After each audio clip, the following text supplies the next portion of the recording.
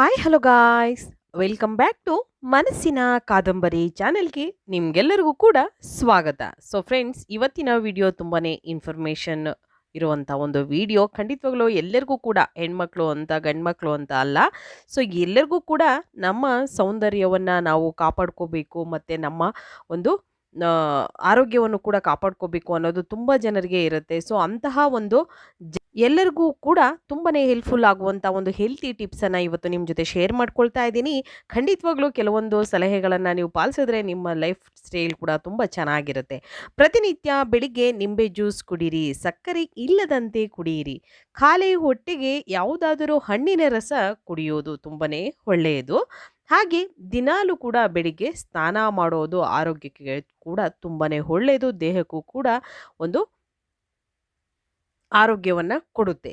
ನಂತರ ಮೈಗೆ ಬೇಸಿಗೆಯಲ್ಲಿ ಟಾಲ್ಕಮ್ ಪೌಡರ್, ಬಿಸಿಲಿಗೆ ಹೋಗುವವರು ಮಾಯ್ಶ್ಚರೈಸರ್ ಇಲ್ಲ ಸನ್ಸ್ಕ್ರೀನ್ ಬಳಸುವುದು ಉತ್ತಮ.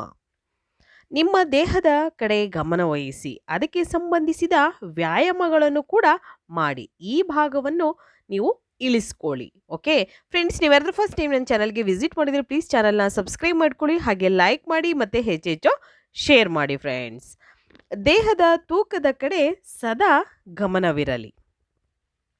ವಾರಕ್ಕೆ 2 ಬಾರಿ ತಲೆ ಸ್ನಾನ ಮಾಡಿರಿ. ವಾರಕ್ಕೆ 1 ಬಾರಿಯಾದರೂ ಕೂದಲಿಗೆ ಮಸಾಜ್ ಮಾಡಿರಿ. ತಿಂಗಳಿಗೊಮ್ಮೆ ಹುಬ್ಬನ್ನು ಶೇಪ್ ಮಾಡಿಸಿಕೊಳ್ಳಿ, ಫೇಶಿಯಲ್ ಕೂಡ ಮಾಡಿಸಿಕೊಳ್ಳಿ. ತಿಂಗಳಿಗೆ 1 ಬಾರಿಯಾದರೂ ದೇಹಕ್ಕೆ ಮಸಾಜ್ ಮಾಡಿಕೊಳ್ಳಿ. 3 ತಿಂಗಳಿಗೊಮ್ಮೆ ಯಾದರೂ ಕೂದಲು ಟ್ರಿಮ್ ಮಾಡಿಸಿ. 3 ತಿಂಗಳಿಗೆ 1 ಸಾರಿ ಕೂದಲಿಗೆ ಮೆಹಂದಿಯನ್ನು ಹಚ್ಚಿಕೊಳ್ಳಿ. ಚಳಿಗಾಲದಲ್ಲಿ ರಾತ್ರಿ ಹೊತ್ತು ಕೋಲ್ಡ್ ಕ್ರೀಮ್ ಇಲ್ಲ ಪೆಟ್ರೋಲಿಯಂ ಜೆಲ್ ಬಳಸಿ.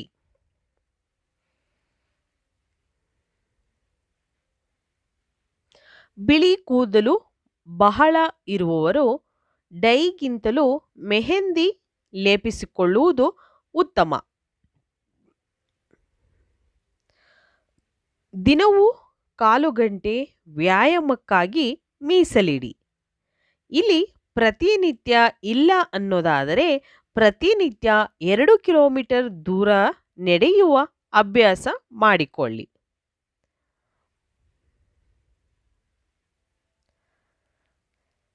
ಹದಿನೈದು ದಿನಗಳಿಗೊಮ್ಮೆ ಹಲ್ಲನ್ನು ಉಪ್ಪು ನಿಂಬೆ ಸಿಪ್ಪೆ ಹಾಕಿ ಲೇಪಿಸಿ ದಿನಕ್ಕೆ 2 ಬಾರಿ ಹಲ್ಲನ್ನು ಉಜ್ಜಿ.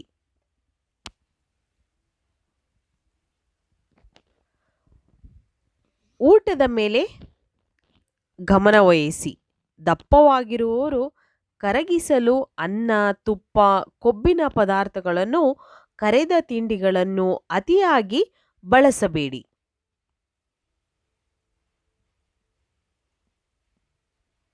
ಹೆಚ್ಚು ತರಕಾರಿ, ಹಣ್ಣು, ಹಣ್ಣಿನ ರಸ, ಸೊಪ್ಪು, ಕಾಳುಗಳನ್ನು ಸೇವಿಸಬೇಕು. ಇದರಿಂದ ದೇಹದ ಕೊಬ್ಬು ಕರಗುವುದಲ್ಲದೆ ದೇಹಕ್ಕೆ ಬೇಕಾದ ಪೌಷ್ಟಿಕಾಂಶಗಳು ಕೂಡ ದೊರೆಯುತ್ತದೆ.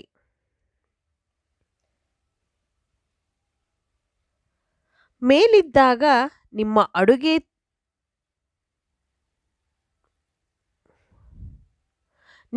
ಉಡುಗೆ ತೊಡುಗೆ ನಿಮ್ಮ ವಯಸ್ಸು ಮತ್ತು ನಿಮ್ಮ ಆಕೃತಿಗೆ ಹೊಂದುವಂತಹ ಅನುಗುಣವಾಗಿ ಇರಲಿ. ನಿಮ್ಮ ಉಡುಪು ಸದಾ ಸ್ವಚ್ಛವಾಗಿರಲಿ. ನಿಮ್ಮ ನಡೆ, ನುಡಿ, ಭಂಗಿ, ನಗು ಮತ್ತು ಮಾತು ಆಕರ್ಷಕವಾಗಿರಲಿ.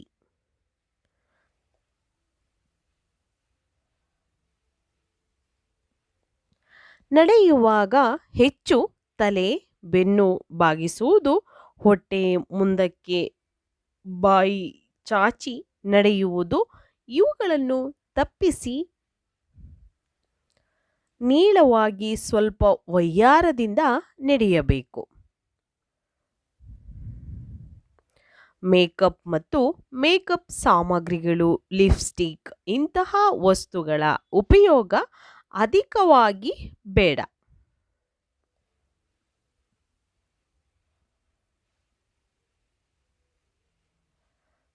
ದಿನಾಲು ಆಹಾರಕ್ಕಾಗಿ, ತಿಂಡಿಗಾಗಿ ಸಮಯವನ್ನು ಸರಿಯಾಗಿ ನಿಗದಿಪಡಿಸಿಕೊಂಡು ಸೇವಿಸಬೇಕು.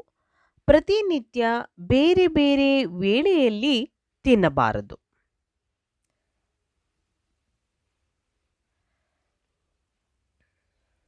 ತಿನ್ನುವಾಗ ಆತುರ ಬೇಡ. ಅಂತೆಯೇ ಚೆನ್ನಾಗಿ ಅಗಿದು ತಿನ್ನುವುದು ಆರೋಗ್ಯಕರ.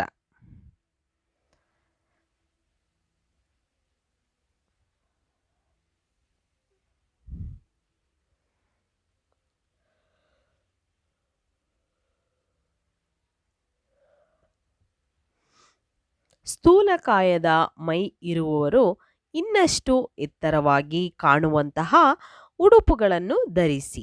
ದಪ್ಪವಿದ್ದರೆ ಸಿಂಥೆಟಿಕ್ ಆರಿಸಿರಿ. ತೆಳ್ಳಗಿದ್ದರೆ ಕಾಟನ್ ಮತ್ತು ಸ್ಟಿಫ್ ಆಗಿ ನಿಲ್ಲುವಂತಹ ಬಟ್ಟೆ ಆರಿಸಿರಿ.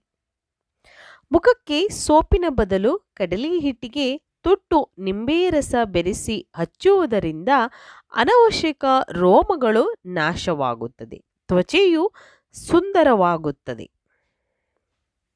ಬೇಸಿಗೆಯಲ್ಲಿ ದಿನಕ್ಕೆ 2 ಬಾರಿ ಸ್ನಾನ ಮಾಡುವುದು ತುಂಬನೇ ಒಳ್ಳೆಯದು. ಬೇಸಿಗೆಯ ಬೇಗೆ ತಡೆಯಲು ಐಸ್ ಕ್ರೀಮ್, ಕೋಲ್ಡ್ ಡ್ರಿಂಕ್ಸ್ ಕುಡಿಯುವ ಬದಲು ಹಣ್ಣಿನ ರಸಗಳನ್ನು ಕುಡಿಯುವುದು ಒಳ್ಳೆಯದು. ಬೇಸಿಗೆ, ಚಳಿ, ಮಳೆ ಇವುಗಳಿಗೆ ತಕ್ಕಂತೆ ನಿಮ್ಮ ಉಡುಗೆ ತೊಡುಗೆ ಇರಲಿ. ಡಯಟ್ ಎನ್ನುವುದು ಸುಮ್ಮನೆ ಉಪವಾಸವಿದ್ದು ಅರ್ಧ ಹೊಟ್ಟೆ ತಿನ್ನುವುದಲ್ಲ. ಡಯಟಿಂಗ್ ಎಂದರೆ ಕೊಬ್ಬು ಮತ್ತು ಇತರೆ ಜಿಡ್ಡು ಪದಾರ್ಥಗಳನ್ನು ತ್ಯಜಿಸಿ ನಿಯಮಿತ ರೂಪದಲ್ಲಿ ಪೌಷ್ಟಿಕತೆ ಉಳ್ಳ ಆಹಾರ ಸೇವಿಸುವುದು. ದಿನಕ್ಕೆ ಕನಿಷ್ಠ 7 ರಿಂದ 8 ಗಂಟೆಗಳ ಕಾಲ ನಿದ್ದೆ ಮಾಡಬೇಕು. ತುಂಬ ದಣಿದ ವ್ಯಕ್ತಿಗಳು ಮಧ್ಯಾಹ್ನ ಅರ್ಧ ಗಂಟೆ ಮಾತ್ರ ಮಲಗಿರಿ. ರಿಲ್ಯಾಕ್ಸ್ ಇಲ್ಲದೆ ಮಧ್ಯಾಹ್ನದ ನಿದ್ದೆ ಅಷ್ಟು ಒಳ್ಳೆಯದಲ್ಲ. ಕಾಫಿ, ಟೀ, ಡ್ರಿಂಕ್ಸ್, ಸಿಗರೇಟ್ ಇವೆಲ್ಲವೂ ಆರೋಗ್ಯಕ್ಕೆ ಅಷ್ಟು ಒಳ್ಳೆಯದಲ್ಲ. ಫ್ಯಾಷನ್ ಮಾಡಿದರೂ ಕೂಡ ನಮ್ಮ ದೇಶದ ಸಂಸ್ಕೃತಿಯನ್ನು ಹೀಯಾಳಿಸುವಂತೆ ಡ್ರೆಸ್ ಮಾಡಿಕೊಳ್ಳಬೇಡಿ. ಪ್ರತಿ ಬಟ್ಟೆಗೆ, ಸೀರೆಗೆ, ಡ್ರೆಸ್ಸಿಗೆ ಸೂಕ್ತವಾಗಂತೆ ನೀವು ಹೊರಗಡೆ ಹೋಗುವಾಗ ಮ್ಯಾಚಿಂಗ್ ಬಳೆ, ಬ್ಯಾಂಗಲ್ಸ್, ಕ್ಲಿಪ್ ಹೊಂದಿಸಿಕೊಂಡು ಹೋಗಿ. ಅತಿ ಬಿಗಿಯಾದ ಬಟ್ಟೆ ಧರಿಸಬೇಡಿ. ಜೊತೆಗೆ ಅತಿ ಸಡಿಲಿಸುವಂತೆ ವಸ್ತ್ರಗಳನ್ನು ಕೂಡ ಧರಿಸಬೇಡಿ. ಪ್ರತಿನಿತ್ಯ 4 ರಿಂದ 5 ಲೀಟರ್ನಷ್ಟು ನೀರು ಸೇವಿಸಬೇಕು. ತಲೆ ಸ್ನಾನದ ನಂತರ ನಿಮ್ಮ ಕೂದಲನ್ನು ಸಾಧನಗಳಿಂದ ಒಣಗಿಸುವ ಬದಲು ಸಹಜವಾಗಿ ಒಣಗಿಸುವುದು ಉತ್ತಮ. ಹಸಿಯಾದ ಕೊತ್ತಂಬರಿ ರಸವನ್ನು ಮಲಗುವ ಮುನ್ನ ತುಟಿಗೆ 7-8 ದಿನ ಹಚ್ಚಿದರೆ ತುಟಿ ಕೆಂಪಗಾಗುತ್ತದೆ. ಆರೋಗ್ಯದ ಬಗ್ಗೆ ಹೆಚ್ಚಿನ ಆಸಕ್ತಿ ಇರುವವರು, ಅದರಲ್ಲಿ ಹೆಂಗಸರು, ತಮ್ಮ ಸೊಂಟದ ಸುತ್ತಳತೆ ಹೆಚ್ಚಾಗದಂತೆ ನೋಡಿಕೊಳ್ಳಬೇಕು. ವೀಕ್ಷಕರೇ, ಈ ವಿಡಿಯೋ ನಿಮಗೆಲ್ಲರಿಗೂ ಕೂಡ ಇಷ್ಟ ಆಗಿದೆ ಅಂತ ನಾನು ಭಾವಿಸ್ತೀನಿ. ಇಷ್ಟ ಆಗಿದರೆ ಚಾನಲ್ನ ಸಬ್ಸ್ಕ್ರೈಬ್ ಮಾಡ್ಕೊಳ್ಳಿ, ಹಾಗೆ ಲೈಕ್ ಮಾಡಿ, ಹೆಚ್ಚೆಚ್ಚು ಶೇರ್ ಮಾಡಿ. ಓಕೆ, ಸೊ ಇವತ್ತಿನ ವಿಡಿಯೋನ ಇಲ್ಲಿಗೆ ಮುಗಿಸ್ತಾ ಇದ್ದೀನಿ. ಮತ್ತೆ ಇನ್ನೊಂದು ಹೊಸ ವಿಡಿಯೋ ಜೊತೆ ಬರ್ತೀನಿ. ಅಲ್ಲಿವರೆಗೂ take care, bye, see you. ನಿಮ್ಗೆಲ್ಲರಿಗೂ ಕೂಡ ಧನ್ಯವಾದಗಳು.